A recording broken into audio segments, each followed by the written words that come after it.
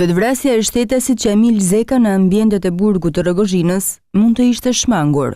Avokati i popullit është duke punuar mbi zbardhjen e kësaj ngjarjeje, pasi grupi i vlerësimit të situatës në institucionin e ekzekutimeve penale në Rogozhinë ka verifikuar se personeli mjekësor nuk ishte i plot. Por ajo çfarë vumre ne ishte që 3 ditët e fundit personi ka qenë i agituar, duke qenë se në stafin e IEVP-s Rogozhinë mungonte mjeku.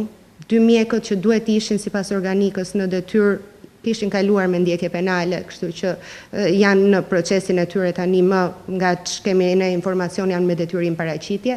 Vendi i tyre prej rreth 2 muajsh ishte bosh dhe punën e mjekëve e bënin 5 ndihmës mjekët. 5 ndihmës mjekët, mënyra se si funksionon IEVP është që bëjnë kontrollin e përditshëm dhe ofrojnë ilaçet për gjithë personat. Dhe këta 5 ndihmës mjekë kanë qenë ata të cilët kanë administruar diazepamin kur ka qenë apo paracetamonin, siç bëjnë rëndom me gjithë të paraburgosur apo dënuarit e tjerë.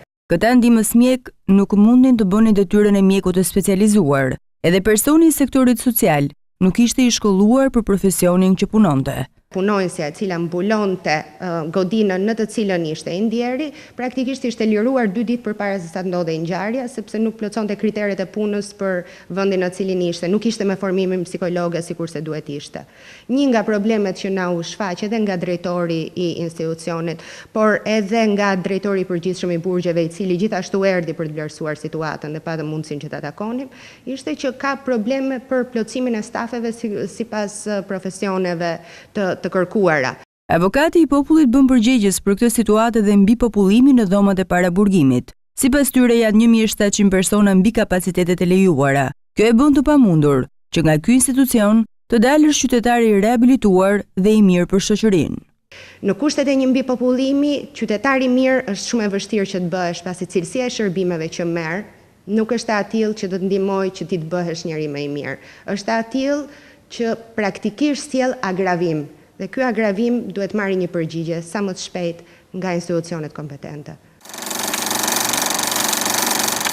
Ndërkohë që ka ende drejthije mbi këtë ngjarje, ky është institucioni i vetëm që është interesuar për zbardhjen e saj. Ndryshe nga Komiteti i Helsinkit, i cili ka qëndruar indiferent edhe pas kërkesës sonë për të dhënë një opinion publik për rastin e qytetarit shqiptar që humbi jetën në ambientet e burgut të Rogozhinës.